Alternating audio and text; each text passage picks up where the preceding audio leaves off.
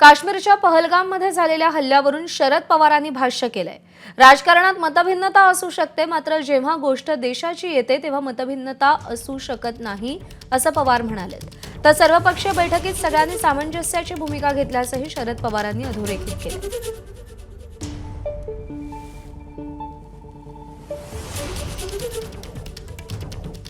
अतिरेक्यांनी हल्ले केले, निष्पाप लोकांचं बळी गेलं, हे काही घडलं हे देशाला एक प्रकारचा धक्का होता।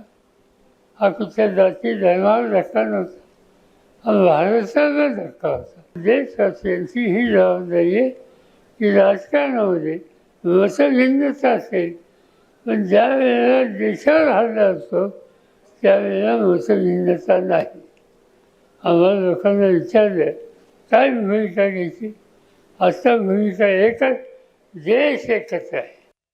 केंद्र सरकारने सगळ्या पक्षाच्या नेत्यांची बैठक बोलवली होती आणि त्या बैठकीमध्ये लोकसभेचं राष्ट्रवादीचं नेतृत्व म्हणून सुप्रियाताई हजर होत्या। नेतृत्व करणारे जे लोक त्या ठिकाणी होते त्यांनी अत्यंत समंजसपणाची भूमिका घेतली आणि एक गोष्ट सांगितली की कुठंतरी आमच्याकडून कमतरता आली, ती कमतरता आली ही गोष्ट मान्य केली असती तर त्या कमतरतेवर आज चर्चा नाही।